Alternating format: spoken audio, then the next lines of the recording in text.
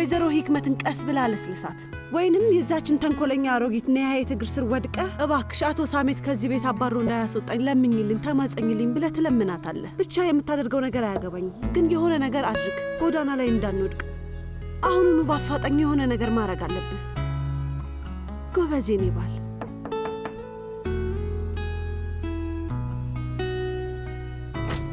እህት ጀናን። አቤት ይስማ። አቶ ሳሜት ቡንያምን ይፈልገዋል።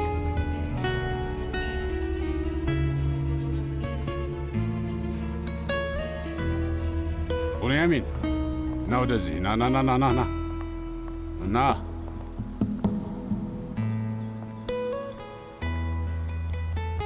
እሺ ይኸውልህ ያደረግከውን ነገር። አቶ ሳሜት እኔን ለማንም ሰው አንድ ነገር አልተናገርኩም። በእውነት ወይዘሮ ሴቢ ላይ እኔ ስለ አንቺ መጥፎ ነገር ለማንም ሰው ተናግሬ አላውቅም። እንደውም ስለ አንቺ መጥፎ ነገር ሲናገር የሰማው ሰው ካለ ዝም ብዬ አላልፈውም ሁላ። አቶ ጁያን ውሸትን የነገሩህ በእውነት? በቃ እንግዲህ አቁም። በቃ አሁን በደንብ አዳምጠኝ ቡንያሚን። ወይ እኔን ታዳምጠኛለህ ወይም ደግሞ ዕቃህን ይዘህ